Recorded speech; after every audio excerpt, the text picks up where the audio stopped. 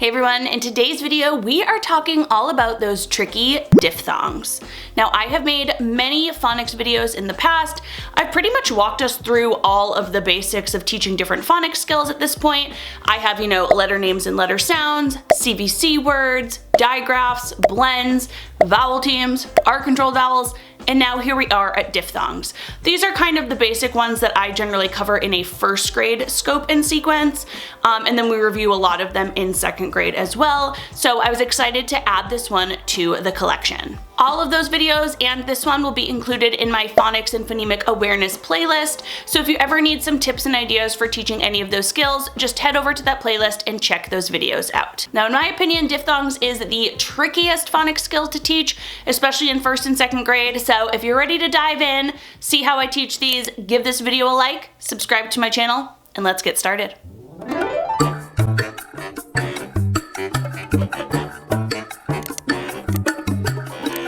Alright, so what are diphthongs? You tell me. And if you do a quick Google search of what are examples of diphthongs and what are diphthongs, you're going to get a wide array of different answers. But essentially a diphthong is a glided vowel sound. And what that means is your mouth is actually going to move from one position to another. It's going to glide into another position as you're making that sound. For example, the diphthong we're going to focus on in this video is the diphthong oi, which is made by oi or oy, but the sound is oi. Now watch my mouth as I make the word oi, oi. It kind of starts at the front and then kind of opens up to like an E sound, oi. You can practice it a few times. When you teach this to your students, have them practice it, notice how their mouth moves. So again, their mouth kind of starts in one spot and glides to another. This fact can be pretty tricky for students because they're used to their mouths making one particular movement or being in one spot when they're making a sound. So when it actually moves to two spots, it might confuse them and make them think this is two sounds they're hearing, but it still is just that one diphthong. Oi. Now this is where it gets kind of muddy for me, I guess you could say. When I took letters training last summer, they only identified two diphthong sounds. The two main ones being oi, like I mentioned, which is oi and oy. That sound is made by these two graphemes. And then they also mentioned ow. Ow. Notice how my mouth glides, which is usually made by OU and OW. Now when I've taught diphthongs in the past, there were a few others I always added in there, few being one of them, that EWU sound, which it does kind of, my mouth does glide, so I think that's a diphthong.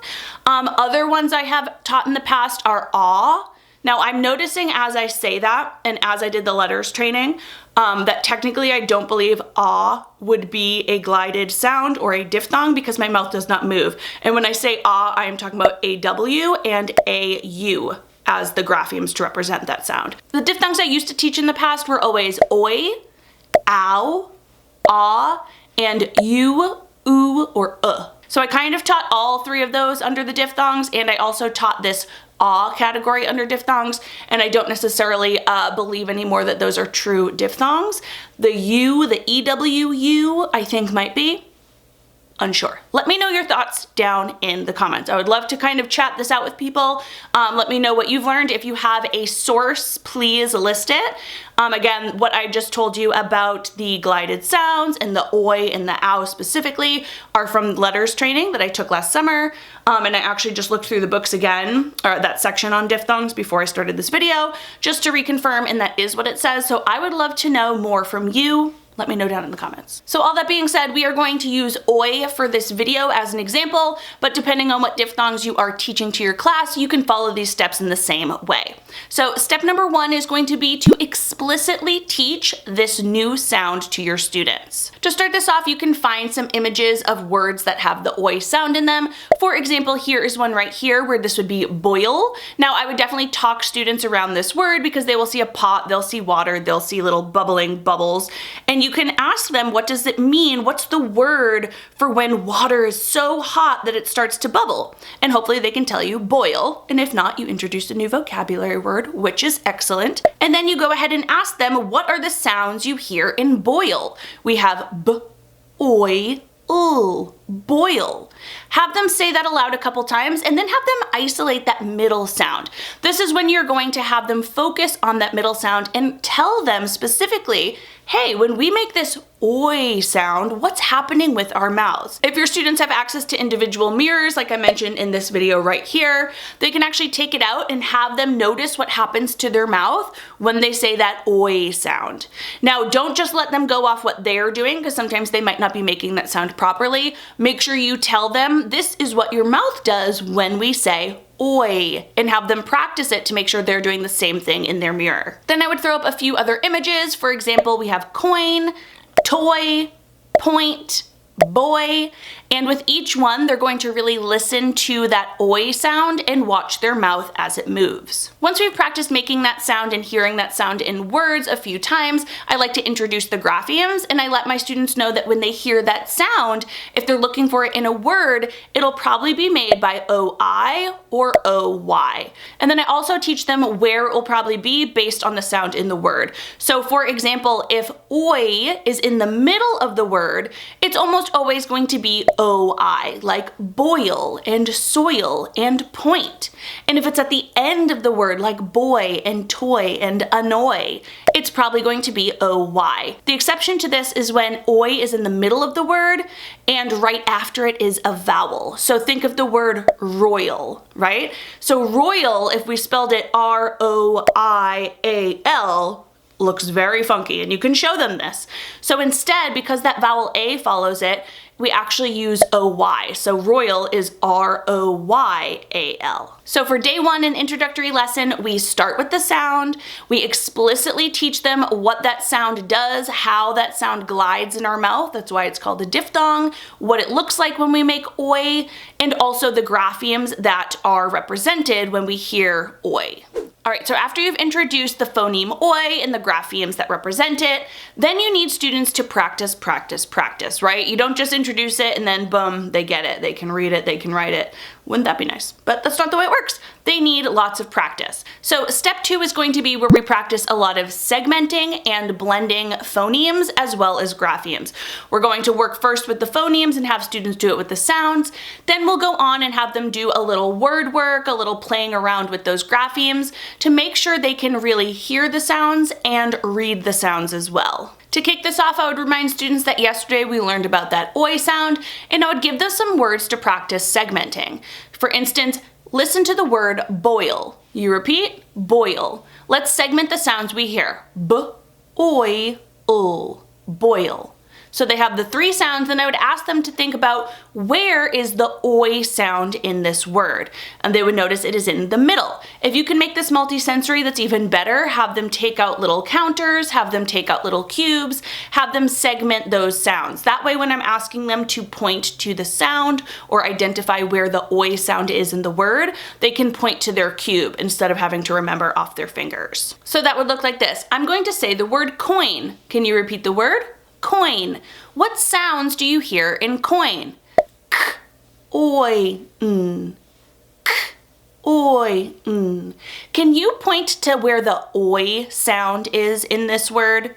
And they will point to that middle block. I also like to have them practice blending some phonemes before we add the graphemes to it just yet. So I might say, I'm going to say some sounds. I want you to blend them together to make a word. T, oi. You repeat? T, oi, toy. B, oi, b, oi, boy. Just find a quick word list with some oi words and have students practice blending those sounds together. This phonemic awareness practice is only going to take about 5 minutes, so it's not a super long time that you're doing this with your students. It's just activating and reminding them of the sounds we learned yesterday before we add these graphemes for word work. Now there's tons of different word work activities you can do, but let me show you some of my favorites for teaching diphthongs. One of my favorite word work activities, especially for something that has a pattern where the OY will usually come at the end and OI will usually come in the middle, is to do some type of word sort. Now these are in my word and image sort pack. I have that on TPT and in the literacy club. So here I would first have students start with the word sort, and they would simply take a look at the words they are given, and they'll know we're working on oi and oi. Both make oi. and they'll have to figure out how they can go ahead and sort them. So they'll start to notice that these ones, you know, have OY, so we can sort them here. These ones have OI, we can put them over there.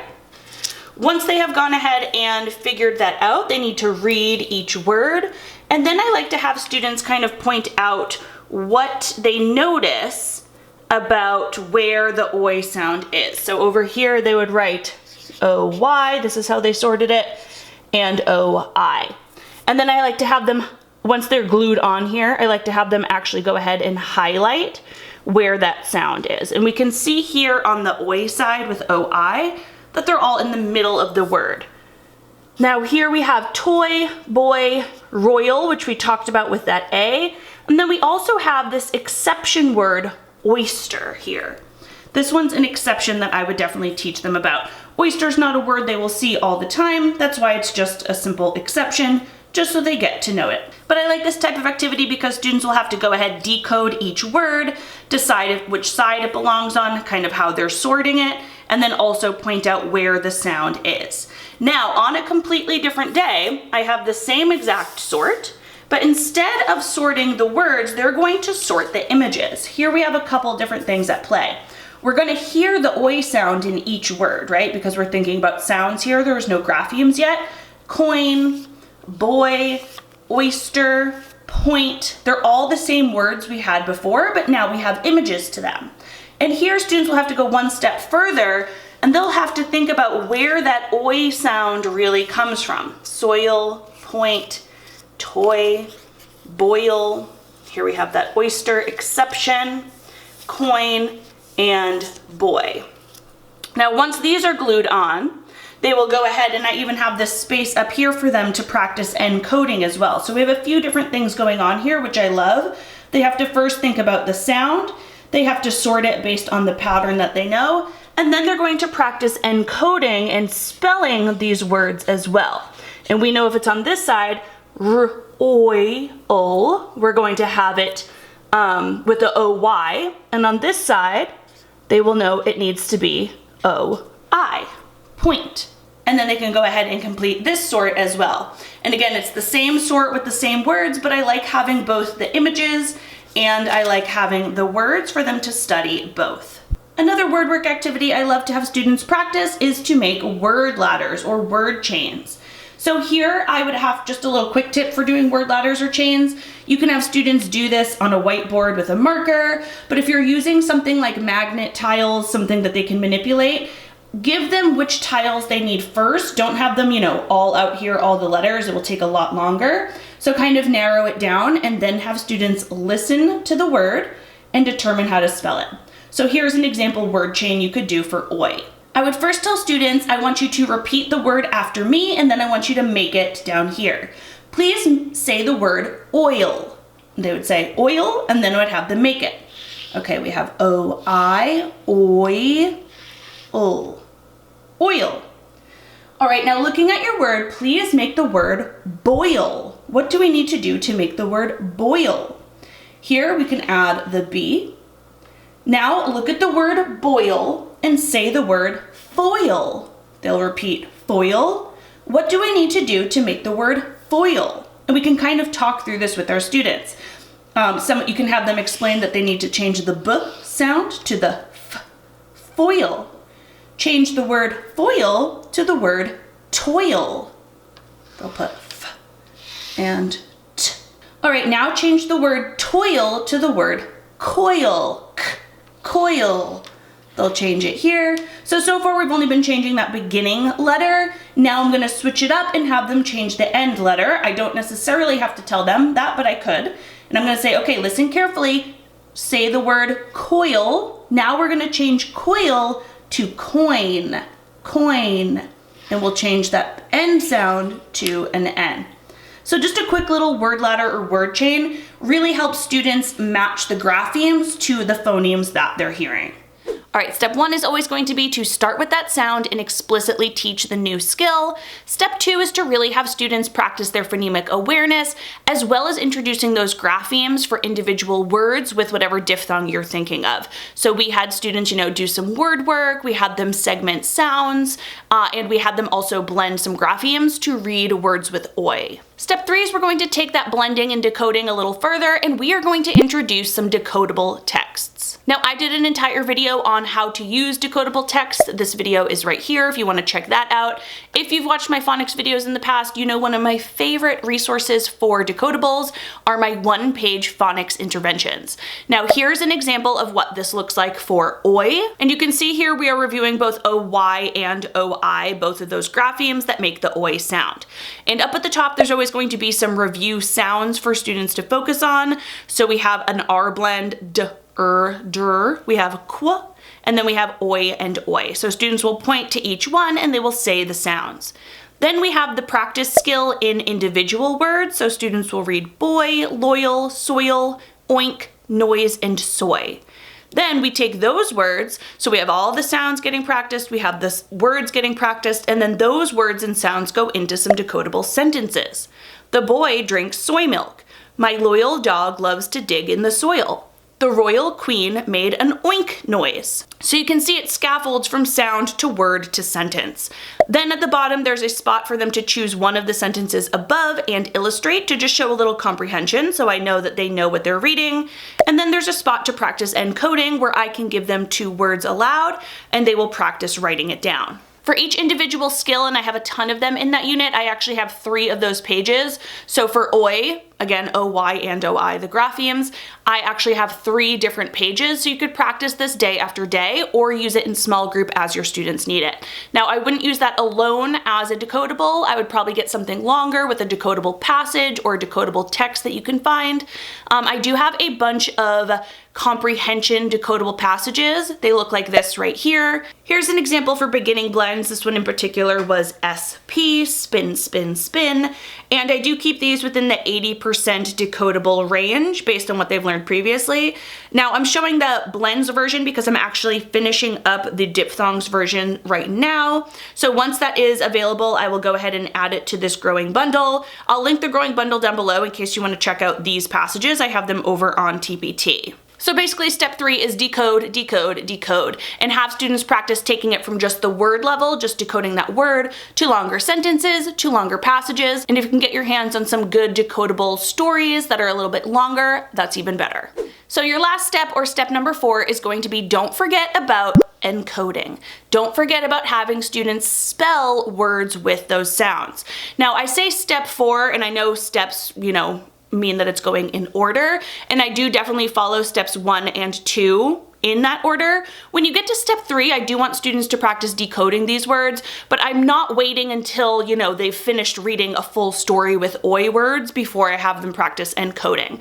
I do have them practice, decoding in words and in sentences, and then we work on encoding as well, but just remember that they're kind of sprinkled in there. It's not like they have to master decoding before they practice the writing. You can have students practice spelling these words pretty easily, whole group. You've already introduced to them that if they hear oi in the middle of the word, it is most likely going to be oi, and if they hear it at the end of the word, it's likely to be oy. With, of course, that vowel exception, where if oi precedes a vowel, it'll probably be oy, like in royal and in loyal. So when doing this whole group, I would probably have them practice some phoneme graphing mapping, giving them some Encoding boxes, and have them first tap out the sounds they hear. I'm going to say a word, coin, repeat it after me, coin. How many sounds does this word have? K, oi, n. So they'll need 3 boxes, and then they go ahead and for each sound, they go ahead and write the grapheme. So k, c, oi in the middle of the word, oi, n, coin. Using a list of OI words, you can practice this a few times with your students before they move on to do this independently. Now for independent practice, I love my spin, say, and spell games. These are over in TPT and they're also in the SJT Literacy Club. I have 2 for OI and OY, and here's an example of one. Always when using these, I introduce what each image is so there's no confusion. So in this, they have the image soil, they have oil, they have toy, or you can do toys. You can tell them to add the S, it's up to you. And we have royal. So here students can do this independently. They could also do it with a partner, and they will simply spin that spinner. They will land on one, they have to say it aloud, and then they will spell it in the boxes, and they continue until all the boxes are filled in. So there you have some of the steps I use when teaching diphthongs to my students. I especially teach diphthongs towards the end of first grade. I'll introduce a couple of them, and we review it a lot in second grade. Just to be very, clear here, you don't just walk through all 4 steps over, 4 or 5 days, and then everyone has mastered the oi sound. I'm sure you already know this. These are steps you will want to continue going over, and you'll want to see where students are stuck, right? So if they are not able to decode just single words with oi, we need to go back. We need to maybe focus on those sounds. We need to point out, do more explicit instruction, point out the OY and the OI and what they really make, how they should look in the mouth, how it sounds when we decode that word. Do it with just phonemes first, have them blend the sounds before they look at the graphemes. You'll be constantly kind of walking through this ladder of steps with your students at their own pace. Many of them will get it and they'll move on, some you'll need some small group instruction, and others might need even more than that. But overall, these are just some research-based ideas that should get your students moving along with both reading and writing words with diphthongs. If you have any questions about teaching diphthongs or any suggestions for other phonics videos to make, please drop them down in the comments below. I would love to help you out with that. And as always, I do hope you enjoyed this video. If you did, please give it a thumbs up. Make sure you are subscribed to my channel and click that bell. That way you get notified of every new video. And right now I put up videos on Thursday and Sunday mornings. See you in the next one. Bye.